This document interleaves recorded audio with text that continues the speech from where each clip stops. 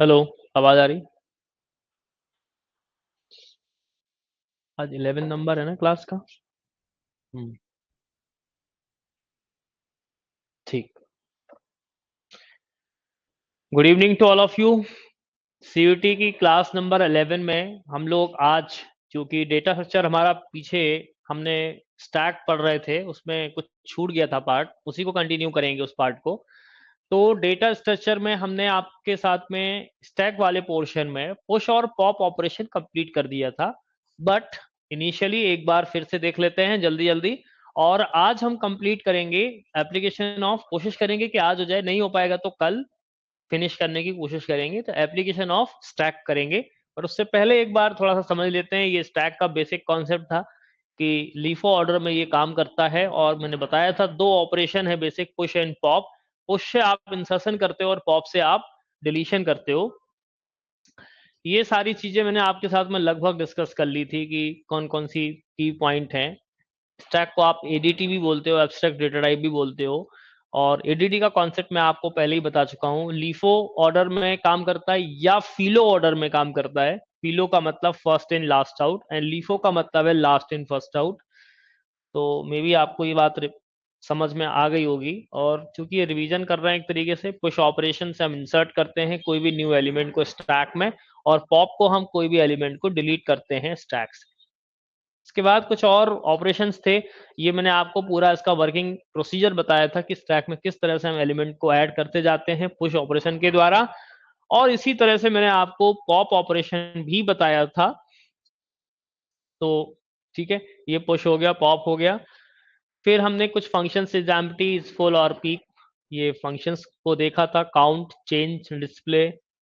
ठीक है, push operation की पूरी वर्किंग प्रोसीजर बताया था, ये पूरा एल्गोरिथम हमने आपके साथ में डिस्कस किया था कि टॉप एक वेरिएबल के थ्रू हम ये सारी चीजें करते हैं, क्योंकि स्टैक में एक ही एंड होता है, जिस एंड से आप, उसी एंड से आप इंसर्शन करते हो और उसी एंड से आप डिलीशन करते हो।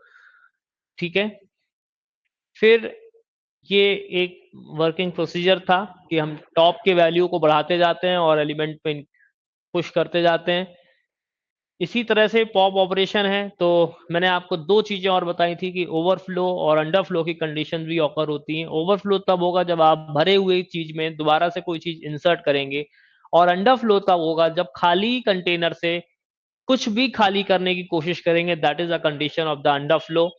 So firstly you have to check the conditions like underflow or overflow, and इसके बाद आप पुश एंड पॉप ऑपरेशन को अप्लाई करेंगे। यहां पर हम टॉप की वैल्यू को इंक्रीमेंट करते जाते थे, बट जब पॉप ऑपरेशन हम अप्लाई करेंगे तो पॉप की वैल्यू, टॉप की वैल्यू को टॉप -1, दैट इज द डिक्रीमेंटेशन। सो एक एक वैल्यू को डिक्रीमेंट करते जाएंगे जब आप एलिमेंट निकालते जाएंगे। ठीक है, जैसे ही आपने कोई वैल्यू पॉप किया, टॉप की वैल्यू घट के 3 से 2 हो गई, 2 से 1 हो गई, 0 हो गई, -1। -1 वो कंडीशन शो करता है कि जब कोई भी एलिमेंट नहीं है, that is the empty stack.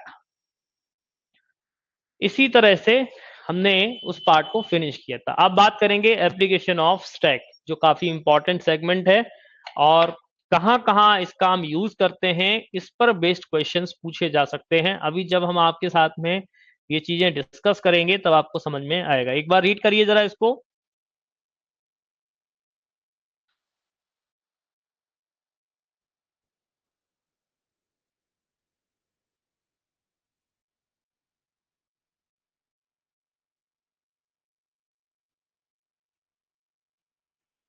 हो गया रीड या?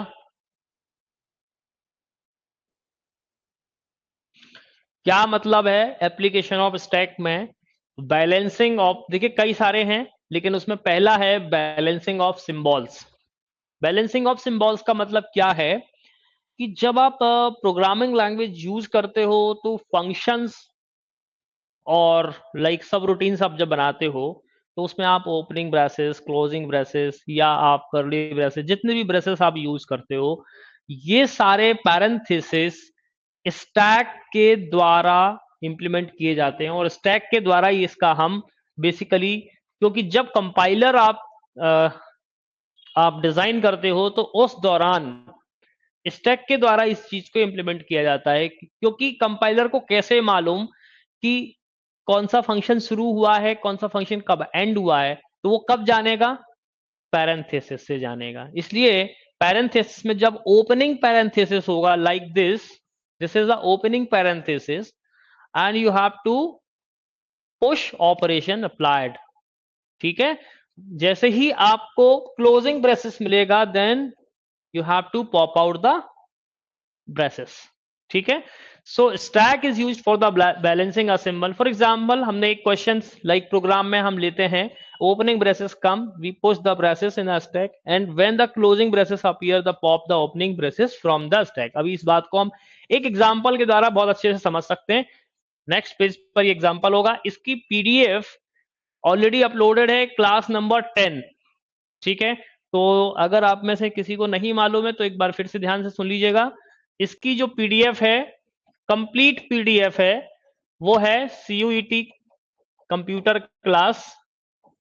जो इस क्लास का नाम है बस उससे एक नंबर 10, एक नंबर कम है, यानी 10 में ये पूरी पीडीएफ अपलोडेड है। ओके, मैंने देखो बता दिया है आपको, CUET की क्लास में ही है, 10 नंबर के नाम से स्टडी मटेरियल में, जिस क्लास के नाम से हमने वो क्लास शुरू की थी उसी क्लास के नाम से वो स्टडी मटेरियल टैब में ऐड है। अब एक क्वेश्चन है कि एक इनपुट है एक्सप्रेशन में, देखिए यहां पर ये है एक ब्रैकेट, एक ब्रैकेट ये है, एक ब्रैकेट ये है, एक ब्रैकेट ये ओपनिंग है, ये ब्रैकेट है, ये है, ये है, ये है, ये है, ये है। क्वेश्चन आपसे ये पूछा जा सकता है कि ये आपको एक एक्सप्रेशन पैरेंथेसिस दे दिया, क्या ये बैलेंस्ड है या अनबैलेंस्ड है। बैलेंस्ड और अनबैलेंस्ड का मतलब ये है कि जब आपने कोई भी ओपनिंग ब्रेसेस लगाया है तो मतलब ये 100% श्योरिटी है कि उसका क्लोजिंग जरूर होगा। ऐसा नहीं है कि आपने ओपनिंग ब्रेसेस लगा दिया और आप क्लोजिंग लगाना भूल गए, तो इसका मतलब ये है अनबैलेंस्ड। बैलेंस का मतलब जितने सिंबल्स आपने देखिए, जैसे हमने ये वाला ब्रेसेस यूज किया तो इसका ये एंडिंग हो गया, ये यूज किया तो इसका ये क्लोजिंग हो गया, इसको यूज किया तो ये क्लोजिंग हो गया, इसको देखा तो इसका देखो ये एंडिंग है, इसका ये एंडिंग है, इसका ये एंडिंग है, इसका ये एंडिंग है, इसका ये एंडिंग है। दैट मीन्स कि these parenthesis are balanced form, so all the brackets are well formed. इसका मतलब ये है। आया समझ में? इतने पार्ट में मुझे नहीं लगता कि किसी को कोई दिक्कत होगी। देख लीजिए एक बार, चलो आगे बढ़े। अगला जो क्वेश्चन है, एग्जाम्पल के तौर पर हमने एक इनपुट लिया, अगर आप इसमें देखेंगे तो इसका आउटपुट दिखा रहा है नॉट बैलेंस। क्यों नॉट बैलेंस दिखा रहा है? क्योंकि अगर हम देखिए ये 1 2 3 4, तो पहला वाला है उसका क्लोजिंग नहीं दिया गया है। देखो अगर आप ध्यान से देख रहे हो तो नहीं दिया है, दिया हुआ है। फिर क्या नहीं दिया गया है? नहीं, इस तरह से नहीं हो सकता कि एक ब्रेसेस यहां एक ब्रेसेस वहां, ऐसे नहीं हो सकता। समझ में आ रही बात? 1 and 4 brackets are not balanced because there is a not closing. या मानी इसका क्लोजिंग कहां होना चाहिए? यहां होना चाहिए, या ऐसा हो सकता था, मतलब जैसे ये लिखा है ना, ये ऐसा हो सकता है चलेगा, बट ये ऐसा नहीं हो सकता है कि इस ये पुश कर दिया हमने, ये पुश कर दिया हमने और यहां ये पॉप कर दिया, मतलब हमने जैसे ही लगाया तो ये तो पॉप हो जाएगा ना, ये पॉप ऑपरेशन परफॉर्म हो जाएगा। इसका मतलब इसका हमें ये मिलेगा ही नहीं ना, ये जब हम करेंगे तब ये पूरा होना चाहिए। समझ में आ रही? क्योंकि जैसे ही हम कोई भी ब्रेसेस स्कैन करना शुरू करेंगे तो ये स्कैन चला जाएगा, हमारा स्टैक में चला जाएगा, ये चला गया स्टैक में। अब दूसरा वाला ब्रेसेस लिया तो ये स्टैक में चला गया, ठीक है। लेकिन हमने ये जैसे ही एंटर कर दिया तो ये क्या कर देगा? पॉप आउट कर देगा, और पॉप आउट करेगा तो पूरा ही पॉप आउट हो जाना चाहिए। इसका मतलब ये है, बट इसका क्लोजिंग कहां है? नहीं है, इसलिए ये क्या है? नॉट बैलेंस्ड है, याद रखना। ठीक है, ये क्वेश्चन है और इसका आंसर हमने आपको दे दिया।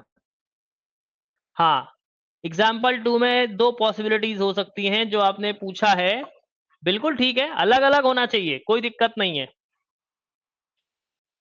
ठीक है, इसलिए बोला गया है कि there is a closing bracket before the closing this. ठीक, चलो आगे बढ़े। अगला है, दूसरा एप्लीकेशन है हमारा स्ट्रिंग रिवर्सल का। स्ट्रिंग के द्वारा आप अपनी रिवर्सल का मतलब उल्टा, रिवर्स करना, तो किसके द्वारा करते हो? स्ट्रिंग के द्वारा करते हो, स्टैक के द्वारा करते हो। कोई भी स्ट्रिंग को अगर आपको रिवर्स ऑर्डर में प्रिंट करना है तो, जैसे stack is also used for the reversing a string. This can be achieved by the simply pushing one by one character. जैसे हमने यहाँ पर WELECOME, तो हमने टॉप ऑफ द स्टैक क्या डाला? WELECOME, ठीक है ना। तो अगर हम इस स्ट्रिंग का रिवर्सल देखना चाहें तो ये क्या होगा? पहले ई बाहर होगा, फिर एम बाहर होगा, फिर ओ बाहर होगा, फिर ई बाहर होगा, फिर एल बाहर होगा, फिर ई बाहर होगा, फिर डब्ल्यू होगा। देखो इसी ऑर्डर में आ रहा है। अच्छा, वो वेलकम लिखना चाह रहे होंगे, वेलकम लिखना चाह रहे होंगे आई थिंक। तो अपन एक काम करते हैं, अपना बना देते हैं, कोई दिक्कत की बात नहीं है, ठीक है ना। तो ज्यादा क्लियर है। जैसे अगर मुझे इस स्ट्रिंग को रिवर्स करना होगा तो मैं क्या करूंगा? WELCOME,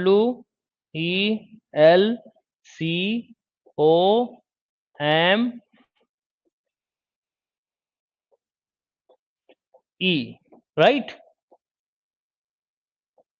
अगर मुझे किसी स्ट्रिंग को रिवर्स करना है तो मैं किस ऑर्डर में करूंगा? तो ये हमारा पॉप आउट ऑपरेशन होगा। क्या होगा? पहले ई बाहर होगा, फिर एम बाहर होगा, फिर ओ बाहर होगा, फिर सी, फिर एल, फिर ई, फिर डब्ल्यू, ठीक है। तो ये हमने क्या किया कि एक स्ट्रिंग थी जिसको हमने रिवर्स किया, स्ट्रिंग रिवर्स किया। किसको रिवर्स किया? हमारे पास स्ट्रिंग थी वेलकम, ठीक, क्लियर। तो अगर किसी भी स्ट्रिंग को रिवर्स करना हो तो उसको आप स्टैक की हेल्प से कर सकते हैं, ठीक, सिंपल, इसमें कोई दिक्कत नहीं है मुझे लगता है। आगे बढ़ते हैं, चलो। अगला है अंडो या रीडो ऑपरेशन। आप नॉर्मली यूज करते हो इस वाली सेगमेंट को। जैसे हम वर्ड पे कई बार टाइप करते हैं और टाइप करते करते कई बार गलत चीजें भी टाइप कर देते हैं या मिटा देते हैं, तो आप क्या करते हो? अंडो रीडो ऑपरेशन कर लेते हो, है ना। या आपने कोई भी चीज पहले, जैसे it can be also use for performing the, like we have the editor in which we write A, then B and then C, so therefore the text written in the editor is ABC. आपने पहले A लिखा, फिर B लिखा, फिर C लिखा। so there are the three states A, AB and ABC। मतलब पहली state क्या हो गई? आपने A लिखा तो ये A चला गया। दूसरी स्टेट क्या हुई आपकी? बोलो, A और B की। और तीसरी स्टेट क्या हुई कि आपने A लिख दिया, B लिख दिया और C लिख दिया, ठीक है। So which are stored in a stack, obviously बात है स्टैक में जा रही है। So there would be the two stacks in which one stack shows the undo state and the other shows the redo state. Undo का मतलब कि पहले की तरह कर दें, मतलब जो डिलीट किया गया है उसको अपन एक स्टेप पीछे कर दें, और रीडो मतलब है ना, एक स्टेप आगे करना, that means. So if you want, if you want to the perform undo operation then and want to achieve AV state, जैसे अगर मैं इसका undo करूंगा तो क्या मिलेगा मुझे? AV state, ठीक है ना। And then we implement pop operation, clear. जैसे मैंने A लिखा, AB लिखा और ABC लिखा, तो इसका undo क्या हुआ? AB हुआ, और इसका undo क्या हुआ? A हुआ, ठीक। अगर मैं इसका रीडो ऑपरेशन करूंगा तो एक स्टेप आगे हो जाएगा। सो ये दो स्टैक होते हैं जिसको हम उसकी मदद से हैंडल करते हैं। हाँ, स्मार्ट स्क्रीन पर भी आप देख सकते हैं। बहुत अच्छा, किसी ने अभी एक कमेंट लिखा है कि देखिए अगर मैं अंडो करूंगा ये देखो मैं ये एंडो कर रहा हूं, तो ये गायब भी होता जा रहा है ना। और मैं रीडो करूंगा तो देखो ये वो स्टेट आगे की लिखती हुई चली जाएगी। ठीक है, तो ये एक्चुअली में हमने एक तरीके से टेक्स्ट एडिटर को यूज कर रहे हैं, जहां पर अंडो और रीडो ऑपरेशन को परफॉर्म कर रहे हैं। ठीक है, चलो आगे बढ़ते हैं। अगला है recursion. Recursion means that the function is calling itself again to maintain the previous state. The compiler creates a system stack in which all the previous records of the functions are maintained. जब function खुद को call करता जाता है, खुद को call करता जाएगा, तो जो ये प्रोसेस होती है वो स्टैक के द्वारा मेंटेन होती है। कैसे मेंटेन होती? सपोज दैट एक फंक्शन कॉलिंग के माध्यम से बता रहे हैं। हमारे पास में एक मेन फंक्शन है, थोड़ी सी ब्लर हो रही होगी इमेज आई थिंक, बट आप थोड़ा इमेजिनेशन करिए। एक फंक्शन दिया है और उस फंक्शन को हम कॉल कर रहे हैं। फंक्शन मेन है, मेन के बाद में मैं यहाँ पर या तो मैं लिख देता हूं उसको, ये लिखा है मेन, और यहाँ पर ये हमने कर्ली ब्रेसेस लगाया, ये कुछ लाइंस का स्टेटमेंट लिखा है। यहाँ पर एक ए फंक्शन है जिसको हमने कॉल किया है, और वहां पर एक वेरिएबल है एड्रेस ए, तो हमने इस ए फंक्शन को कॉल किया। अब जैसे ही पहले ये मेन फंक्शन ये था, इसके बाद में हमने इसको कॉल किया। जैसे ही इसको कॉल किया तो ये अगला इसका ऑप्शन खुलेगा, ये अपने ये खुलेगा। तो आप ए फंक्शन में फिर हमने इसके अंदर कुछ स्टेटमेंट लिखे और दूसरे फंक्शन बी को कॉल कर दिया। बी को कॉल किया तो ये चला जाएगा बी अपने आप में एक अलग। ठीक, फिर वहां पर हमने सी को कॉल किया, फिर सी को कॉल किया तो सी फंक्शन हमारा खुल गया, सी फंक्शन हमारा खुल गया, है ना। और यहां पर कुछ स्टेटमेंट हमारे लिखे हैं। ठीक, तो जब ये रिटर्न, अब ये जो रिटर्न आएगा ना, तो कैसे आएगा?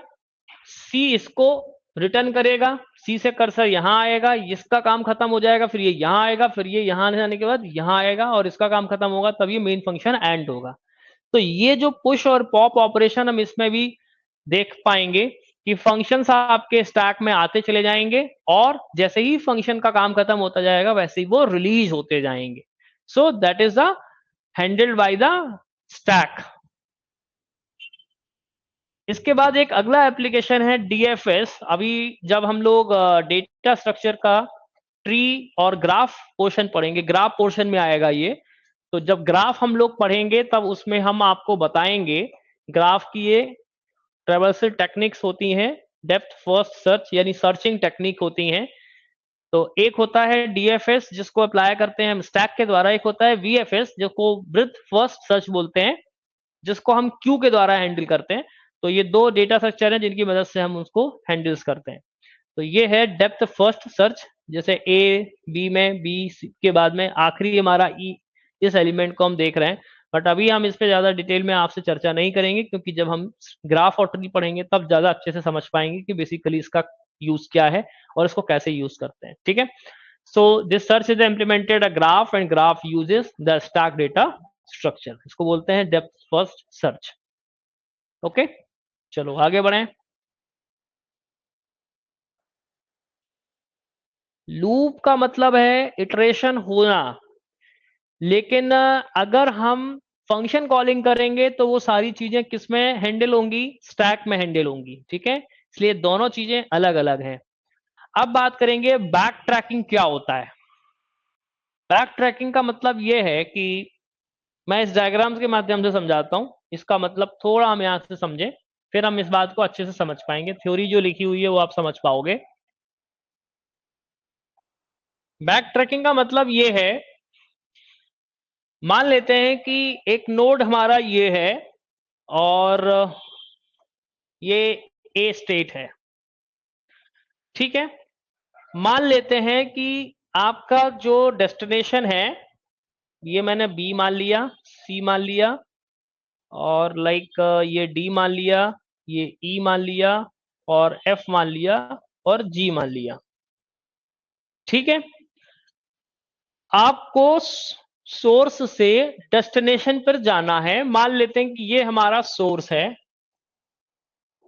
और ये आपका डेस्टिनेशन है। ठीक है, जी जो है वो डेस्टिनेशन है। क्लियर?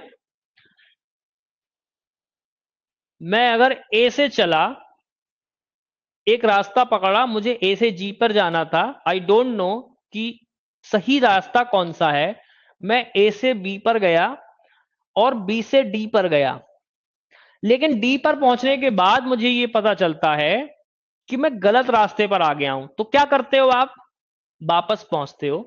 डी से बी पर गए, देखो इसलिए ये जो एरो लगे हैं ये फॉरवर्ड हैं और ये बैकवर्ड एरो लगे हैं।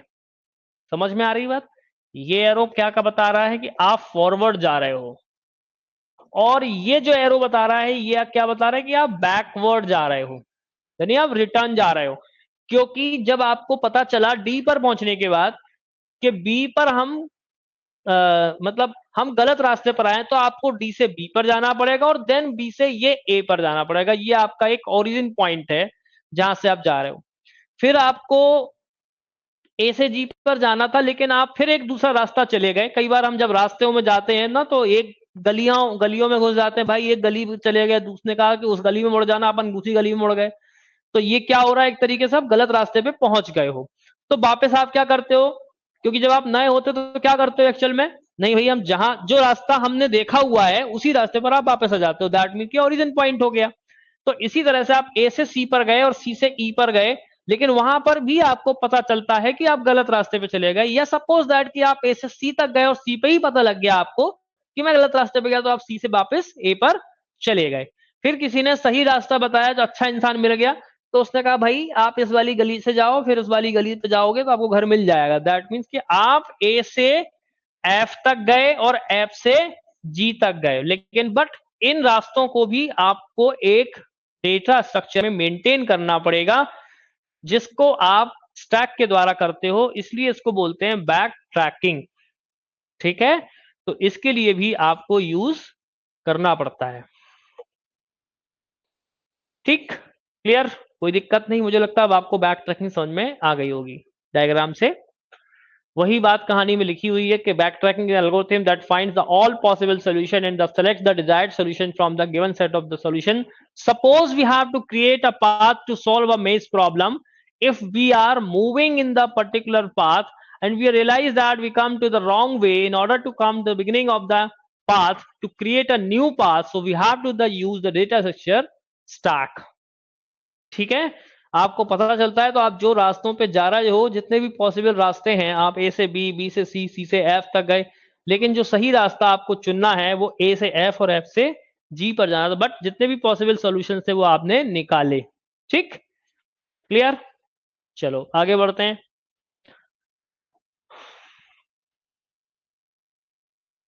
मेमोरी मैनेजमेंट, अभी हम लोगों ने क्या पढ़ा था? रिकर्सन। उसमें भी सेम डायग्राम था, लेकिन अभी हमने मेमोरी मैनेजमेंट नहीं पढ़ा था। मेमोरी मैनेजमेंट पढ़ेंगे कैसे। The stack manages the memory. Memory is assigned in the contiguous memory blocks. हमने आपको बताया था कि एरे है, तो एरे में क्या होता है? कंटीगियस मेमोरी ब्लॉक्स। लेकिन वो सब कैसे मेमोरी में एक्चुअल में रियलाइजेशन होता है, तो वो कैसे होता है? स्टैक के कारण होता है। ठीक है? The memory is known as the stack memory, as where all the variables are assigned in a function called stack memory. ठीक है? stack memory, जैसे हम फंक्शन कॉल करते हैं वो भी किस में जाता है? Stack memory. अभी बताएंगे कैसे जाता है। The memory size assigned to the program is known to the compiler. क्योंकि अगर आपने कोई स्टैटिक मेमोरी बनाई है तो कंपाइलर पहले से ही जानता होगा।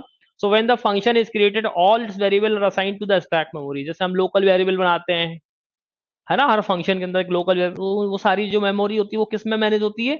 स्टैक में मैनेज होती है। क्योंकि जैसे ही आपने वो फंक्शन का काम खत्म किया, मेमोरी रिलीज हो गई। तो पुश और pop operation, like right, all the variable assign the stack are the release. मान लेते हैं कि एक एग्जांपल हमने लिया। Suppose suppose we have a program containing 3 function A B C. हमारे पास में 3 फंक्शन है A B C, and function A invokes the function B and B which invokes the function C, like this. जैसे हमने अभी ये function calling की कि मेन के अंदर ए फंक्शन कॉल हुआ और ए फंक्शन में इसको कॉल किया। देखो इसके अंदर एड्रेस ए, इसके अंदर address B, these are the variables. अब इन वेरिएबल्स को मेमोरी मिलनी चाहिए। तो जैसे ही फंक्शन ए कॉल हुआ, एड्रेस ए को स्टोर किया गया किसमें, स्टैक में, यानी पुश किया गया। अगेन फंक्शन बी कॉल हुआ, जब बी कॉल हुआ तो एड्रेस बी को कॉल किया गया, मतलब सॉरी एड्रेस बी को पुश किया गया। जैसे ही फंक्शन सी कॉल हुआ तो यहां पर एड्रेस सी को एंटर किया गया, लेकिन जैसे ही सी का काम खत्म हुआ तो ये रिलीज हो गया, अगली बार एड्रेस बी रिलीज हो गया और अगली बार एड्रेस ए रिलीज हो गया। तो इस तरीके से हम इन मेमोरीज को क्या करते हैं, स्टैक के द्वारा मैनेज करते हैं। तो consider address A, address B and address C with the addresses of the statements to the control is returned after completing the function a b c respectively। ठीक, तो ये भी एक एप्लीकेशन है जो हम स्टैक के द्वारा करते हैं मेमोरी मैनेजमेंट। आई थिंक मैंने ये आपको भी बताया भी था प्रीवियस, किसी उसमें बताया था, किसमें बताया था, शायद ऑपरेटिंग सिस्टम में बताया था, है ना। ऑपरेटिंग सिस्टम में बता रहे थे ना कि स्टैक हैंडल करता है ना वेरिएबल्स को, लोकल वेरिएबल्स को। यस, अब बात करेंगे इवैल्यूएशन ऑफ अरिथमेटिक एक्सप्रेशन। ये बहुत ही इंपॉर्टेंट एप्लीकेशन है, इस पर बेस्ड बहुत सारे क्वेश्चंस पूछे जाते हैं और आपसे क्वेश्चन पूछा भी जा सकता है। Stack is a very effective data structure for evaluating arithmetic expressions in a programming language. जैसे कि सपोज दैट कि आपने कोई भी अरिथमेटिक ऑपरेशन परफॉर्म आपको करना था, सपोज दैट कि हमने कहा a प्लस बी एस्ट्रिक सी, ये एक अरिथमेटिक एक्सप्रेशन है, इसको आपको इवेल्युएट कराना है इन प्रोग्रामिंग लैंग्वेज में, इंप्लीमेंटेशन कराना है। तो कैसे होता है, ठीक है। आप ऐसा भी बोल सकते हो कि a प्लस बी को हम ऐड कर दें और फिर मल्टीप्लाई कर दें c को, या फिर आप कहें कि a को हम ऐड करेंगे b और c का मल्टीप्लाई करने के बाद। तो आपने बचपन में पढ़ा भी होगा एक बॉडमास रूल, जो ये कहता है कि पहले हम ब्रैकेट्स को सॉल्व करते हैं, इसके बाद हम मल्टीप्लाई डिवाइड को सॉल्व करते हैं, देन प्लस माइनस को सॉल्व करते हैं। तो आप लोगों ने बहुत प्रायोरिटी से पढ़ा दैट। अब ये जो सारी चीजें कि किसको पहले सॉल्व करें, किसको ये करें, तो उसको ही हम क्या बोलने लग जाते हैं, प्रेसिडेंस। सेम लेवल पर होते हैं तो उसको हम क्या करते हैं, एसोसिएटिविटी बोलते हैं, और उसको उस ऑर्डर में हम सॉल्व करते हैं। तो क्योंकि इस कंडीशन में आपके पास में, यानी कंपाइलर के पास में दो रिजल्ट होंगे इस बात को बताने के लिए। लाइक दैट, अगर हमने कहा कि 5 प्लस 3 मल्टीप्लाई 4, तो मैं ऐसा भी बोल सकता हूं 5 प्लस 3 8 4 जा 32। एक आपका आउटपुट ये भी हो सकता है, और एक आउटपुट आपका ये भी हो सकता है कि 3 4 जा 12 plus 3 15। So here 32 and 15, there are two output in this expression, ठीक है। at the time of evaluation there are two outputs, so that is not possibilities। so इसको अगर हम करेक्ट करते हैं तो इसके लिए हमको क्या चाहिए कि एक प्रॉपर अरिथमेटिक एक्सप्रेशन को इवेल्युएशन करने का रूल होना चाहिए, जिसको हम प्रॉपर प्रेसिडेंस और एसोसिएटिविटी के साथ में सॉल्व करेंगे। पर उसके लिए क्या जरूरी है कि कंपाइलर को हमें बताना पड़ेगा, है ना। So a stack is a very effective data structure for evaluating the arithmetic expression in programming languages. So the way to write a arithmetic expression is known as a notation। इसको क्या बोलते हैं हम लोग, अरिथमेटिक एक्सप्रेशन को क्या बोलते हैं स्टैक के फॉर्म में, नोटेशन। क्या बोलते हैं, नोटेशन, ठीक है। जिसमें क्या चीजें होंगी, ऑपरेंड्स एंड ऑपरेटर्स। ऑपरेंड्स का मतलब जिसके ऊपर हम ऑपरेंड्स कर रहे हैं, ऑपरेटर परफॉर्म कर रहे हैं, है ना। Like 5 3 and 4, these are the operands, and plus and asterisk symbols are operators, ठीक है। ओके, अब बात करेंगे हम, in addition to operands and operator, the arithmetic expression may also be include the parenthesis, like the left parenthesis and the right parenthesis। ये हो सकता है कि आप जब सॉल्व कर रहे हैं तो इसको ऐसे भी सॉल्व कर सकते हैं ना, अगर ये ऐसा लगा है, ठीक है, या फिर ये ऐसा लगा है, तो इस सिचुएशन में आपको पता है कि सही रिजल्ट क्या होगा। पहले आप इसको वैल्यूएट करोगे, देन इसका मल्टीप्लाई करोगे, है ना, क्योंकि पैरेंथेसिस की जो प्रायोरिटी होती है वो सबसे हाईएस्ट प्रायोरिटी होती है, भले ही एस्टेरिक मल्टीप्लिकेशन हमारा हाई प्रायोरिटी का हो।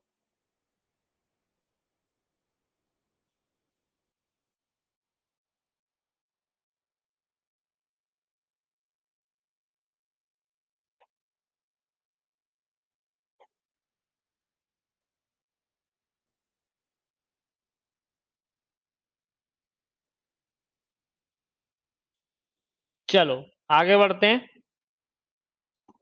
अब बात करेंगे कि एक एग्जाम्पल है, लाइक सपोज दैट कि लिखा है a plus B minus C in arithmetic expression can be write in the three different but equivalent notation. ये जो हमारा नोटेशन लिखा है, इस नोटेशन को हम तीन तरह से लिखते हैं।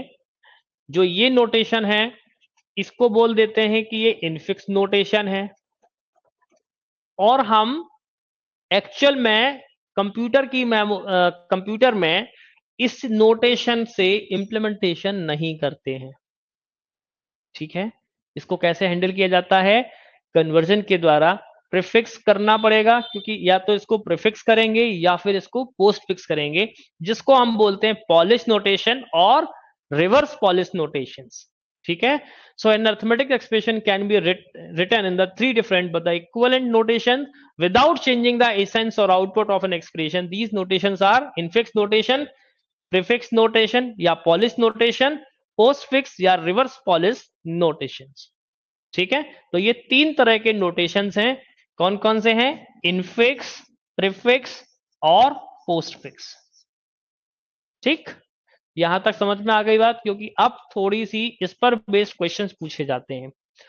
अच्छा, दूसरी चीज, आप में से कुछ लोग पूछ रहे हैं कि के मैप का सेकंड टेस्ट अपलोड किया था, शो नहीं कर रहा है। तो बिल्कुल शो करेगा, आप परेशान मत हो। ठीक है, आप ध्यान से देखेंगे तो समझ में आ जाएगा। ओके, अब बात करेंगे इनफिक्स नोटेशन। तो भी राइट इन इनफिक्स नोटेशन, जैसे हमने अभी लिखा कि a माइनस बी प्लस सी, इसको बोलते हैं इनफिक्स नोटेशन। इसका मतलब क्या होता है? इन मतलब ऑपरेंड्स के बीच में जो ऑपरेटर का यूज कर रहे हैं उसको बोलेंगे इनफिक्स। प्रीफिक्स का मतलब कि ऑपरेंड्स के पहले ऑपरेटर यूज हो रहा है, और पोस्टफिक्स का मतलब यह है कि ऑपरेंड्स के बाद में ऑपरेटर का यूज किया जा रहा है। ठीक है, so where operators are the used in between operands, it is easy for us a human to read, write and speak in infix notation, but the same does not go well with the computing devices. इसका मतलब ये है कि हमारे पढ़ने के लिए तो ये इजीएस्ट है, पढ़ने लिखने बोलने सुनने में सब में आसान लगेगा, लेकिन कंप्यूटर में इनफिक्स नोटेशन का यूज नहीं होता है। क्यों नहीं होता है? क्योंकि इसका हम जब इंप्लीमेंटेशन करते हैं इन कंप्यूटर्स तो काफी टिपिकल होता है।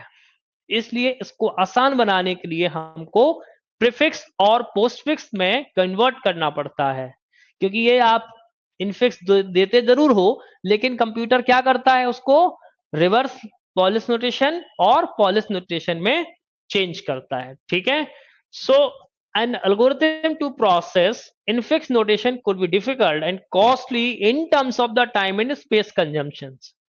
ठीक है, चलो तो अब हम बात करेंगे प्रीफिक्स क्या होता है। In this notation operator is prefixed to operands, operator is right written ahead of the operands. Like जैसे हमने लिख दिया प्लस ए बी, इसका मतलब भी यही है कि ए प्लस बी कर रहे हो आप, बट प्लस ए बी करने से ये इजी हो जाएगा कंप्यूटर के लिए।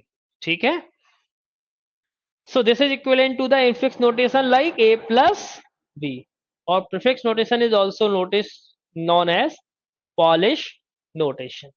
ठीक, अब जानेंगे पोस्टफिक्स क्या हो। जैसे मैंने आपको बताया कि अगर हम a प्लस बी को लिखना चाह रहे हैं, ये इनफिक्स नोटेशन है, प्रीफिक्स में तो ये लिख देंगे हम, बस पोस्टफिक्स में ए बी प्लस कर देंगे।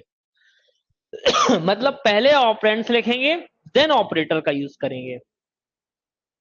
ठीक है, so the operator is post fix the operand operator is written after operands. Precedence अब बात करेंगे कि precedence and associativity determine the order of valuation, जैसा भी मैंने आपसे बोला था।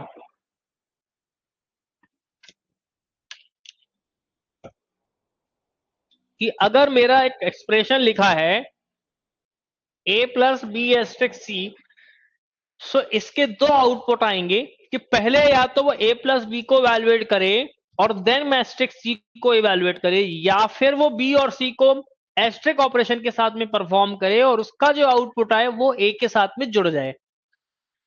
तो अब बात आती है कि प्रेसिडेंस का मतलब कि ऑर्डर क्या होना चाहिए, और एसोसिएटिविटी का मतलब यह है कि जब दोनों ऑपरेटर सेम लेवल के हों, सेम लेवल का मतलब यह है सेम प्रायोरिटी के हों, तो कौन सा पहले यूज करना है और कहां से हमको यूज करना है। ठीक है, so precedence and associativity determine the order of evaluation and expression. So like this, highest to lowest हम यूज करते हैं।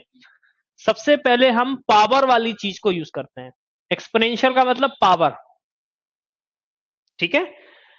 इसकी एसोसिएटिविटी मतलब राइट टू लेफ्ट, ठीक है, राइट टू लेफ्ट। अगर हमारे सामने कोई एक्सप्रेशन लिखा है तो हम सबसे पहले राइट वाले एक्सप्रेशन को देखेंगे कि उसमें राइट टू लेफ्ट हम अप्लाई करेंगे। ठीक है, बहुत सारे एक्सपोनेंशियल हैं एक साथ, तो हम क्या करेंगे, राइट टू लेफ्ट यूज करेंगे, याद रखना है। और हाईएस्ट के बाद में हमें मल्टीप्लिकेशन और डिवीजन फॉलो करना है। अब जैसे मल्टीप्लिकेशन और डिवीजन हो गया तो सेम प्रायोरिटी के, कोई दिक्कत नहीं है, क्योंकि मल्टीप्लिकेशन डिवीजन एडिशन सब्ट्रैक्शन जो आप यूज करोगे वो लेफ्ट टू राइट करोगे, जो पहले मिल जाएगा उसको आप पहले सॉल्व कर दोगे। अब एक चीज आपको पहले दिमाग में होनी चाहिए, a plus B asterisk C power function मान लेते हैं d लिखा है, ठीक है, और like c divided by a लिखा है, ठीक है। ये एक एक्सप्रेशन लिख दिया मैंने अपनी मर्जी से। अब पहली चीज तो ये जानिए कि बेटा अगर हम कभी भी बोले लेफ्ट, ये जो एरो लगा दिया वो हमने क्या लगाया, लेफ्ट टू राइट का है, ठीक है, सही बोल रहा हूं। और ये एरो अगर हमने लगा दिया है तो इसका मतलब ये है कि ये राइट टू लेफ्ट हो गया। तो इस एक्सप्रेशन में सबसे पहले ये वाला हमारा इवेल्युएट होगा, बिकॉज हायर प्रायोरिटी है, तो राइट से लेफ्ट की तरफ हम इसको सॉल्व करेंगे, लाइक सी की पावर डी हम इसको सॉल्व कर देंगे।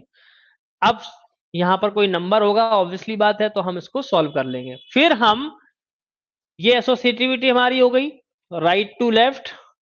अब बात करेंगे कि ये सॉल्व हो गया तो डिवाइड और मल्टीप्लाई को अप्लाई करना है। तो डिवाइड और मल्टीप्लाई में लेफ्ट टू राइट चलेंगे, तो पहले डिवाइड सॉल्व कर देंगे फिर मल्टीप्लाई को सॉल्व करेंगे। समझ में आ गई बात। जब ये दोनों फॉलो हो जाएंगे तो लास्ट प्रायोरिटी किसकी बच रही है, प्लस साइन की, तो प्लस को सॉल्व करेंगे। So that is the associativity and and precedence, ठीक है। प्रेसिडेंस का मतलब कि हमारा एक ऑर्डर तय होगा कि पहले हम एक्सपोनेंशियल को सॉल्व करेंगे, देन मल्टीप्लाई डिवाइड को सॉल्व करेंगे, एंड देन एडिशन सब्ट्रैक्शन को सॉल्व करेंगे। बात समझ में आई कि नहीं आई, पहले इतनी बात आप बता दें, इसमें कोई दिक्कत एक बार आप लोग बता दें जरा। नहीं है तो हम आगे बढ़ते हैं, किसी को कोई डाउट हो।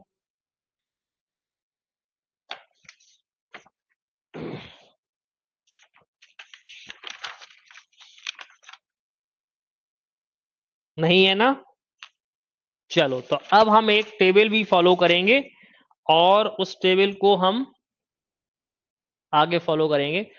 इसके बाद बात आती है कि parsing expression, as we have the discuss, it is not a very difficult way to design an algorithm up और program to parse in fix notation. Parsing का मतलब वही जो अभी हमने बात की कि हमने नोटेशन लिखा उसको पार्स करना पड़ेगा। like instead these infix notation are the first converted into either postfix or prefix notation and then computed। पहले हमें उसको कन्वर्ट करना पड़ेगा इनफिक्स नोटेशन को पोस्टफिक्स में या प्रीफिक्स में, और फिर उसको हम कंप्यूट करते हैं। ठीक, चलो अब इसको हम कैसे करते हैं देखिए, to parse any arithmetic expression we need to take care of the operator precedence and associativity also. हमने आपको ऑलरेडी बताया कि प्रेसिडेंस क्या होता है, operator precedence, like when operand is in between two different operators, so which operator will take the operand first is decided by the precedence of operator over others। कौन सा, जब हमारे पास में मल्टीपल ऑपरेटर्स होंगे ऑपरेंड्स के बीच में, तो कौन सा पहले फॉलो करना है, that is the precedence. And operator precedence for example like table, अभी हम एक टेबल आपको दिखाएंगे, उसमें हम किस तरह से इसको अप्लाई करते हैं। और एसोसिएटिविटी मतलब हमारा सेम लेवल अगर है तो उसको हम किस तरह से फॉलो करेंगे। ये कुछ नोटेशंस हैं, इन नोटेशंस को आप थोड़ा सा समझिए कि कैसे हम कन्वर्ट करते हैं। यदि हमारे पास में a plus B infix notation है, तो हमने अभी आपको थोड़ी देर पहले बताया कि a प्लस बी को हम कैसे लिख सकते हैं, प्लस ए बी की तरह लिख सकते हैं, ठीक है। और उसी चीज को हम ए बी प्लस लिख सकते हैं। अभी पहले वाले नोटेशन को समझने में कोई दिक्कत नहीं होगी, मुझे मालूम है, लेकिन आगे वाले आपको जो ऑपरेटर्स हैं उनको समझने में दिक्कत आ जाएगी। तो मैं अभी इस टेबल को यहां रखता हूं और एक एक ऑपरेटर को हम समझते हैं। हमारे पास में ये है कि a प्लस बी एस्ट्रिक सी, ये लिखा है, ठीक है। अब अगर हम इसको, नोटेशन नहीं आया, क्यों नहीं आया नोटेशन, अभी फिर बता देंगे हम। पहली चीज तो ये समझिए कि हमारे पास में नोटेशन का मतलब हम इनफिक्स में लिखते हैं। इनफिक्स का मतलब क्या हो गया, जहां पर हम इसको लिख रहे हैं a प्लस बी, ये इनफिक्स है जो आप यूज करते हो डेली में हमेशा। अब इनफिक्स हम कंप्यूटर में यूज नहीं कर पाते हैं प्रॉपरली, तो हमें कन्वर्ट करना पड़ता है या तो प्रीफिक्स में या फिर पोस्टफिक्स में। तो अगर हम इसका प्रीफिक्स नोटेशन बनाते हैं, तो प्रीफिक्स का मतलब क्या है कि ऑपरेटर पहले आ जाए और ऑपरेंड बाद में आ जाए। तो हम इसको, इस ऑपरेंड को पहले लिख देते हैं और इसके बाद में दो ऑपरेंड लगा देते हैं। तो पहले जब स्कैनिंग होगी तो उसने प्लस को स्कैन कर दिया, अब प्लस जैसी स्कैन होगा तो उसके बाद उसको दो ऑपरेंड चाहिए, तभी वो प्लस कर पाएगा, अदरवाइज नहीं कर पाएगा, ठीक है ना। जैसे आप इनफिक्स को सोचते हो कि ए स्कैन किया, देन ऑपरेटर प्लस आया और उसके बाद में एक ऑपरेटर और आना चाहिए, because this operator is binary operator, जिसके लिए दो ऑपरेंड होने चाहिए। इसी तरह से प्रीफिक्स हमने लगाया और प्लस साइन लगाया तो उसको दो ऑपरेंड मिलने चाहिए, ए और बी, ठीक है। और पोस्ट फिक्स में क्या होता, पहले ऑपरेंड ले लेगा फिर ऑपरेटर को करेगा, ये फिर किसको करेगा, ऑपरेंड को करेगा। ऐसे ही एक एक करके अभी हम सारी चीजों को जानेंगे, ठीक। चलो दूसरा वाला देखते हैं, अभी समझ में आ जाएगा, एग्जाम्पल से समझेंगे तो 100% समझ में आएगा। ये लिखा है a प्लस बी एस्ट्रिक सी। अब देखो भाई, यहां पर जब आप इसको वैल्यूएट कर रहे हो तो पहले किसको वैल्यूएट करोगे, इसी को वैल्यूएट करोगे, देन मल्टीप्लाई वाले को वैल्यूएट करोगे। तो अगर हम इसका प्रीफिक्स बनाएं तो कैसे बनेगा प्रीफिक्स, बोलो। इसका प्रीफिक्स ऐसे बनेगा, ये इनफिक्स लिखा है, ये क्या लिखा है, इनफिक्स, जो हम लोग नॉर्मली लिखते हैं। हमको इनफिक्स से प्रीफिक्स या पोस्ट फिक्स में लिखना है, और इसका पोस्ट फिक्स बताते हैं, ठीक है। इनफिक्स प्रीफिक्स क्या होगा, देखो इसको हम लिखेंगे तो क्या लिखेंगे, बोलो, ए बी, और क्या लिख देंगे बेटा, प्लस लिख देंगे। अब ये मान लो कि इसका इसके साथ में क्या करना है, मल्टीप्लाई करना है। तो मुझे कौन सा नया ऑपरेटर मिला, ऑपरेंड मिला, सी, और ये जो ऑपरेंड होगा ये कहां चला जाएगा, नहीं आया समझ में, आ गया ना। इसी तरह से हमको पोस्ट फिक्स बनाना है, तो पोस्ट फिक्स में पहले इसी को सॉल्व करना है ना, तो इसको लिखोगे आप ए बी और प्लस ऑपरेटर आ जाएगा। अब हमने क्या किया, इतने पार्ट को अब थोड़ा सा सोचने की कोशिश करो, थोड़ा इसको ऐसे एज्यूम करना चाहिए। पहले ये लिखा है a प्लस बी, हम समझ पा रहे हैं, इसको ऐसे समझिए। जैसे आपने इसको सॉल्व कर लिया तो मैं इसको ऐसे लिख सकता हूं ना, एक्स एस्ट्रिक सी, अभी अभी हमने बात की थी कि हम इसको कैसे लिख सकते हैं, एक्स सी एस्ट्रिक पोस्टफिक्स और X C asterisk as a prefix. बोलो हाँ या ना। और अगर हम देखें तो ये हमारा क्या हो गया, एक तरीके से ये हो गया एक्स, सॉरी इसको हम ऐसे नहीं, गलत लिख दिया मैंने, ये हो जाएगा ए बी, है ना, ये हो जाएगा ए बी और ये हो जाएगा प्लस, फिर हो जाएगा सी और फिर हो जाएगा एस्ट्रिक। तो इतने पार्ट को हम क्या बोल देंगे, एक्स, और इसको सी। नहीं आई समझ में बात। और प्रीफिक्स में भी सेम तरीका, इसको बोल देंगे एक्स और इसको सी। तो अभी समझ पा रहे होगे कि नहीं समझ पा रहे। हाँ बिल्कुल सही बात है, सी लैंग्वेज में पढ़ा होगा आपने। तो ऐसे ही हम हर नोटेशन को चेंज कर सकते हैं। ठीक है, चलो अब मैंने चूंकि आपको कुछ एग्जांपल्स पहले ही दे रखे हैं तो कोई ब्लैंक स्लाइड नहीं है, आप लोग जरा सॉल्व करके बताओ।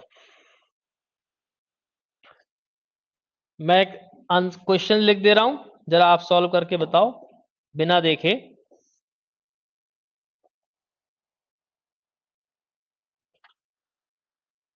ये मैंने इसको गायब कर दिया। ठीक है, अब तो नहीं दिख रहा किसी को। क्वेश्चन मैं लिख रहा हूं आपको, ए एस्ट्रिक बी प्लस सी। क्वेश्चन है ए एस्ट्रिक बी प्लस सी, ये लिखा है हमारा इनफिक्स। आप इसका प्रीफिक्स बताओ और इसका पोस्टफिक्स बताओ। ये क्वेश्चन काफी पूछे जाते हैं, इसलिए मैं आपसे ये क्वेश्चन पूछूंगा, बताओ।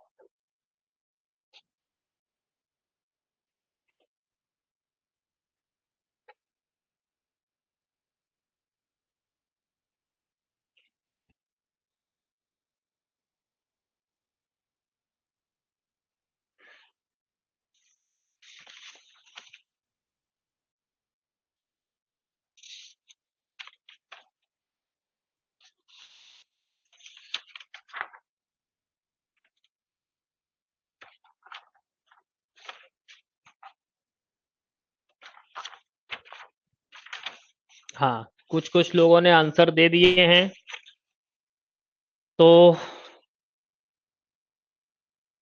ठीक है।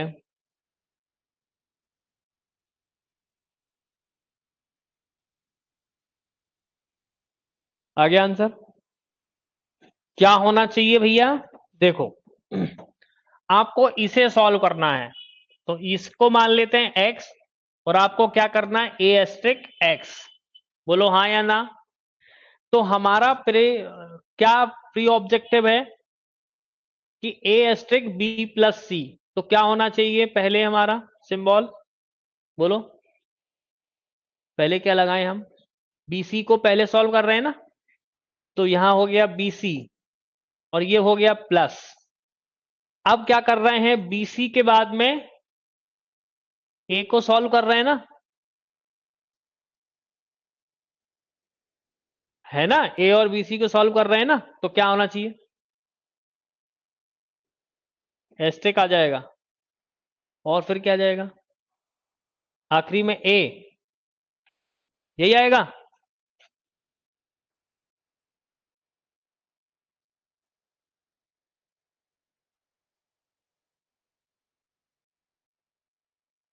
नहीं, ऐसा नहीं होगा।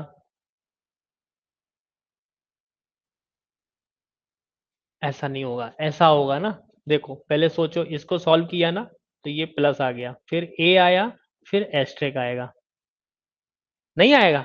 थोड़ा इमेजिनेशन करो, आप इसको कैसे सॉल्व करते, ए एक्स, देखो इसको सोचो ना आप, ए एक्स क्या आ गया, एस्ट्रिक। अब ये एक्स क्या है, प्लस बी सी, नहीं है, बोलो हाँ या ना। इसी तरह से अब इसको सॉल्व करते हैं, इसको सॉल्व करो। देखो आप ए एक्स एस्ट्रिक को कैसे सॉल्व करोगे, ए एक्स एस्ट्रिक, बोलो हाँ या ना। और एक्स को क्या लिखोगे, बी सी प्लस, ऐसा। तो ये सही आंसर होगा। ठीक, चलो आगे बढ़े। एक क्वेश्चन और है, सॉल्व करिए। इनफिक्स आपको दे रहा हूं मैं, ये बेटर ऑपर, पोस्ट फिक्स आपको बताना है, ठीक है। इनफिक्स है A by B plus C by D. इसको सॉल्व करिए, बताइए।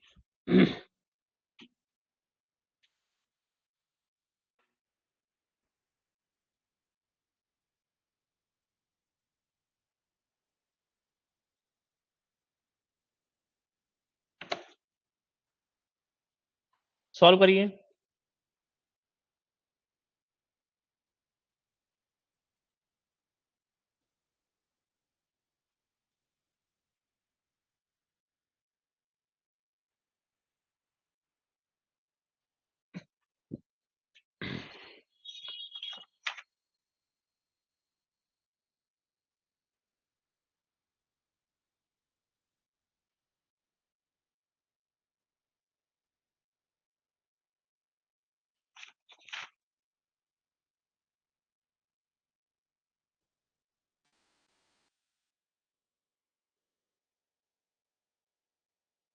आया, ट्राई करो।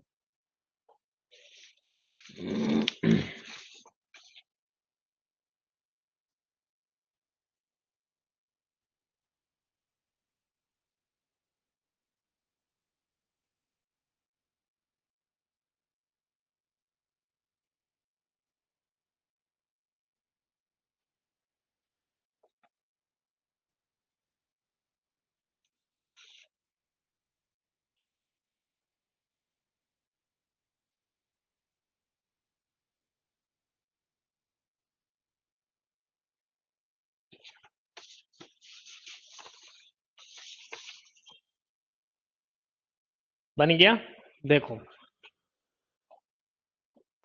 बनाओ। देखो पहली चीज समझो, इसको मान लो ये लिखा है x प्लस वाई, लिखा है। अब इसको कैसे बनाओगे? पहले x बाई को आपको क्या बनाना पड़ेगा? कौन सा साइन आएगा? प्लस साइन आ जाएगा, बोलो। फिर क्या आएगा? a बाई बी, तो ये हो जाएगा, ऐसे ही आएगा। और इसको करोगे तब क्या आएगा? सी डी, सही है। पोस्ट फिक्स में क्या करते हो? पोस्ट फिक्स में आप ये करोगे कि इसको लिखोगे A B by C D by और प्लस साइन। बोलो सही बना?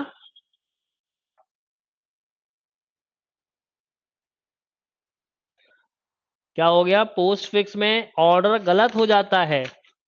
नहीं होगा गलत, कभी भी गलत नहीं होगा। मैंने अभी आपको क्या टेक्निक समझाई है कि आप इस एक्सप्रेशन को कैसे सॉल्व करते हो। देखो, जैसे मैंने इसको मान लिया ए एस्ट्रिक एक्स, आपको ए प्लस बी का मतलब समझ में आ गया, ए एस्ट्रिक बी का मतलब समझ में आ गया कि कैसे लिखते हो। तो आप इसको एक्स मान लो और इसको वाई मान लो। अब एक्स प्लस वाई को आप कैसे लिखते हो? प्लस एक्स वाई, प्लस, कैसे लिखते हो बोलो? Plus X Y. अब एक्स क्या है और वाई क्या है? ये है सी डी, ऐसा है। और ये क्या है? सॉरी, ए बी है ना? ये ए बी है और ये क्या है? सी डी है। बस, ये तो प्रीफिक्स हो गया। ऐसे ही पोस्टफिक्स में सोचो कि जब हम क्या लिखते हैं? एक्स वाई प्लस लिखते हैं, तो इसका मतलब एक्स क्या होना चाहिए? ए बी पोस्ट और सी डी पोस्ट, और ये प्लस हो गया। क्या प्रॉब्लम है? मुझे नहीं लगता कि कोई प्रॉब्लम है। ठीक, और देखो, एक दो क्वेश्चन और हैं, आपकी क्या कमांड बन जाएगी इस पे। क्वेश्चन पूछते हैं इस तरह के, है ना। क्वेश्चन है a plus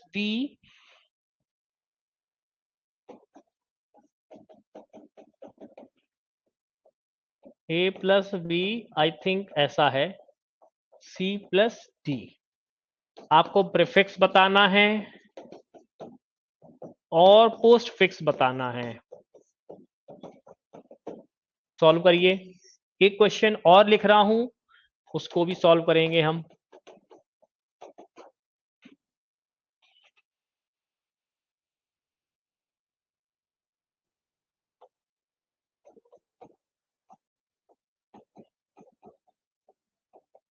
I think.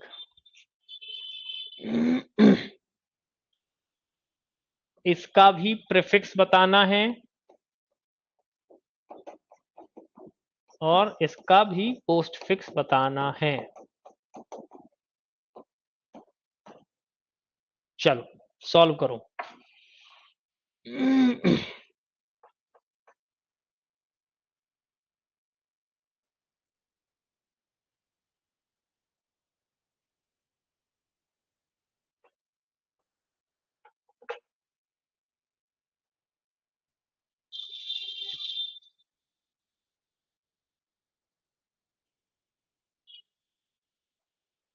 First का आंसर आप में से कई लोग दे रहे हैं।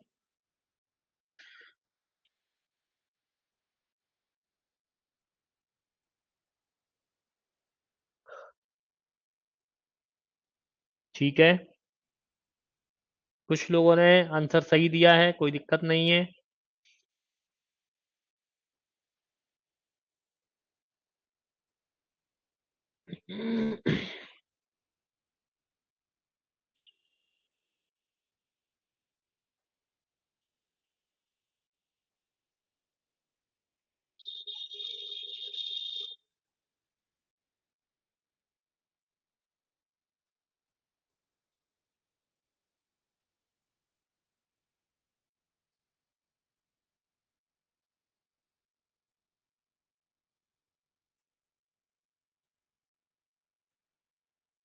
हुआ?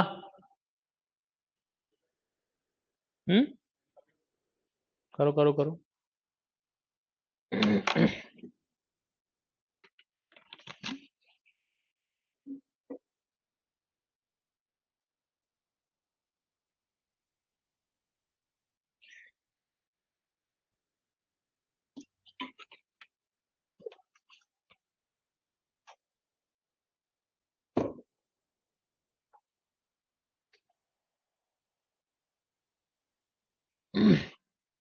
बहुत इजी है, कोई दिक्कत की बात नहीं है। बस मेन बात ये है कि आपको समझ आ रहा है कि नहीं आ रहा है, कि इजी है या टफ है।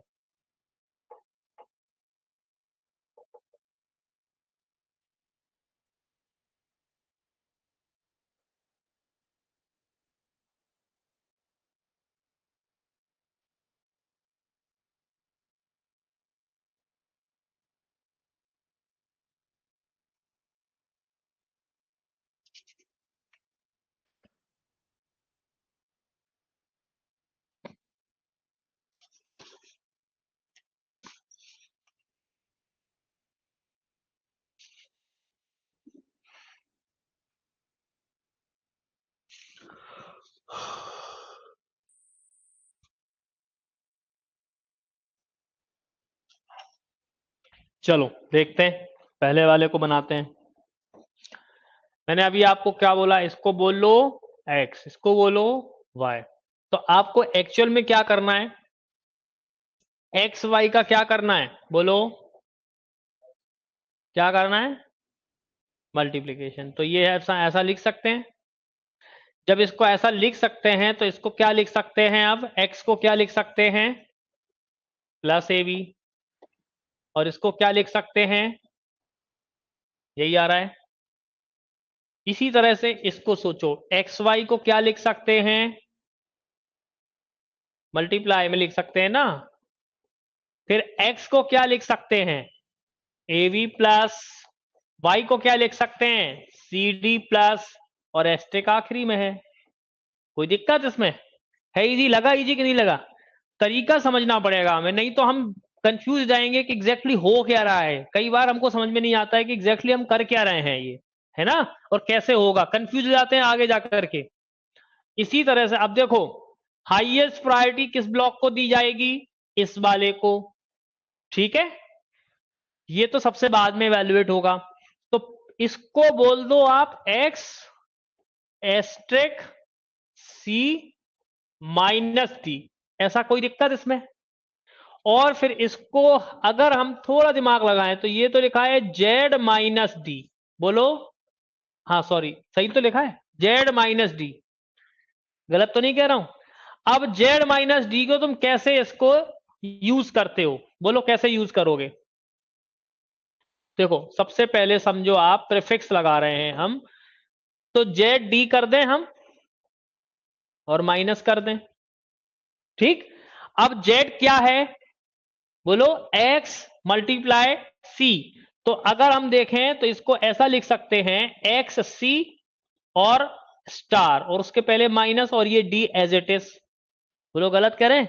फिर x क्या है, बोलो a प्लस बी, है ना।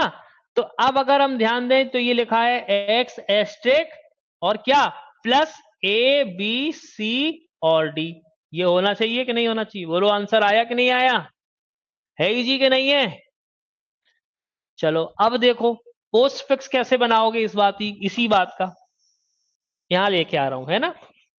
ये लिख रहा है पोस्ट फिक्स, समझना आप। पोस्ट फिक्स में मैंने क्या लिखा, जेड माइनस डी को पोस्ट फिक्स में क्या लिखोगे, बोलो जेड डी माइनस, लिखोगे नहीं लिखोगे। अब जेड क्या है, बोलो जेड क्या है, एक्स मल्टीप्लाई सी। तो एक्स सी मल्टीप्लाई, बोलो x C multiply D minus. थोड़ा अब इसको हम यहां लेके चलते हैं। अब एक्स क्या है, बोलो ए, एक्स क्या है ए बी प्लस, तो हम इसको क्या लिख देंगे बेटा, A B plus C asterisk D minus. बोलो यही आ रहा है आंसर, नहीं आ रहा है, A B plus C asterisk D minus, ठीक हो गए सारे सवाल। समझ में आया अभी कि कैसे वैल्यूएट होते हैं।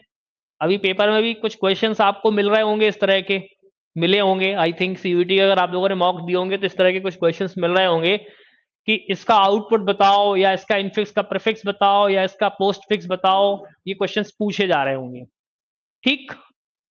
चलो अभी आ गया नोटेशंस, आगे बढ़े। चलो देखो अब थोड़ी सी हम जानेंगे इसकी वर्किंग प्रोसेस।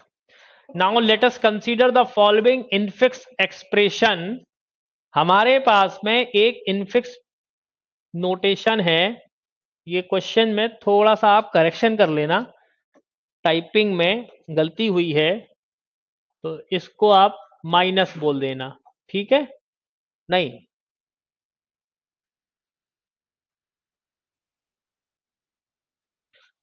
इनफिक्स नोटेशन नहीं, सही लिखा है, ये तो सही लिखा है, हाँ ये सही लिखा है, यहां माइनस होगा, सॉरी ये पोस्ट फिक्स है, ठीक है।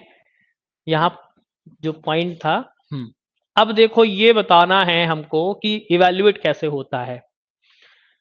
जैसे आपने ये इनफिक्स लिखा था, आपने ये इनफिक्स लिखा था 2 एस्ट्रिक 4 प्लस 3 माइनस 5, ये तो कन्वर्जन हो गया, हमने कर दिया कि 2 4 3 को पहले लिख दोगे आप प्लस और इन दोनों को इवैल्यूएट कर लोगे एस्ट्रिक और 5 माइनस, ये हो गया। लेकिन ये सॉल्व कैसे होगा, तो इसकी सॉल्विंग की स्टेप बताई गई हैं, इस डायग्राम में समझाऊं पहले।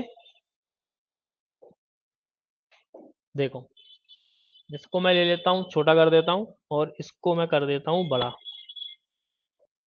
ठीक है। थोड़ा इमेजिनेशन करना आप, थोड़ा सा छोटा कर।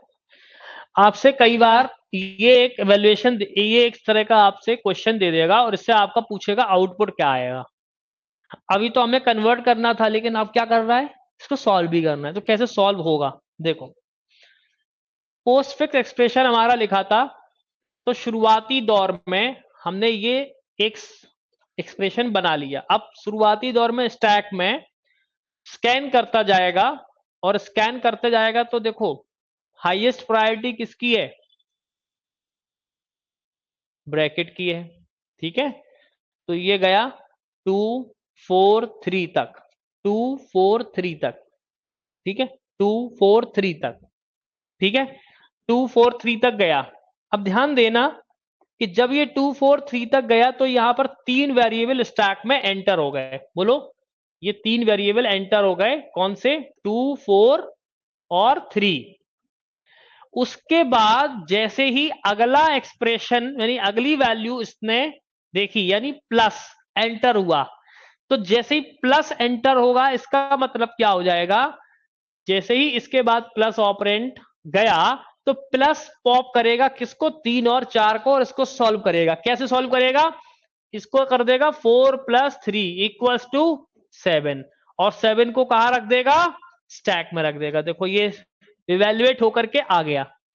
अगला हमारा है स्टार। इसका मतलब इन दोनों का क्या कर दो? मल्टीप्लाई कर दो, और मल्टीप्लाई करने के बाद कहां रख दिया? स्टैक में रख दिया। देखो ये 14 दिख रहा है।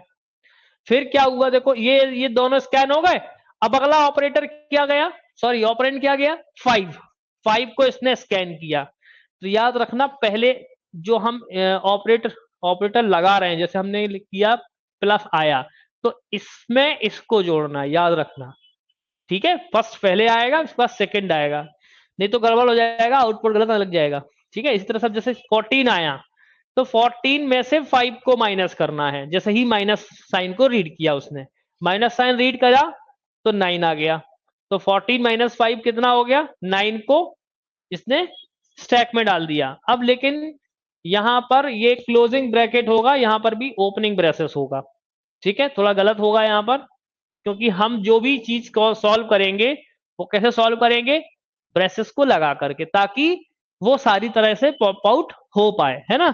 तो हमने आखिरी वाला जब स्कैन किया तो ये वैल्यू 9 हमारी बाहर सॉल्व होकर के आ गई। इस तरह से हमारा इवैल्यूएशन कंप्यूटर की मेमोरी में इसी तरह से होता है। ठीक है, कंप्यूटर में इसी तरह से ये एक्सप्रेशन सॉल्व होता है, स्टैक में जा जाके। ओके,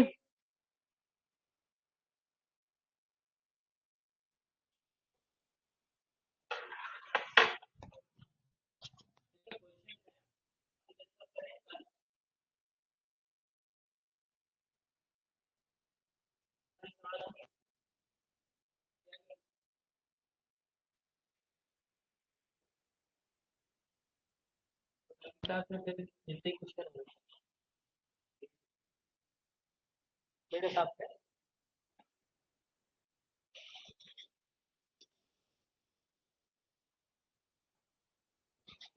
भी यार लंबी ले क्लास लेती है।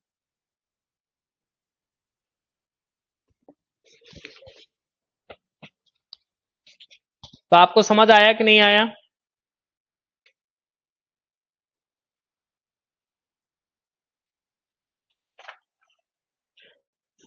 अब इस पर बेस्ड हमारे पास में प्रैक्टिस क्वेश्चन है जो हम कल की क्लास में करेंगे, क्योंकि क्वेश्चंस करीब 20-22 क्वेश्चन हैं, तो उसको कल की क्लास में करेंगे तो बेटर होगा। आप लोग थोड़ा सा जो हमने अभी प्रीफिक्स पोस्टफिक्स और नोटेशंस बताए हैं उनको आप अच्छे से पढ़ना, क्वेश्चंस को सॉल्व करना। अब आपके मॉक टेस्ट में जो क्वेश्चंस आए हैं, जरा आप उन क्वेश्चंस को उठा के सॉल्व करना, तो आपको चीजें समझ में भी आएंगी कि हाँ ऐसे क्वेश्चंस को हम सॉल्व करते हैं। ठीक है, बाकी इस पर जो बेस्ड प्रैक्टिस क्वेश्चंस हैं वो हम कल की क्लास में कंटिन्यू करेंगे। ठीक है, ओके, और मिलते हैं हम लोग कल। Thank you and all the best.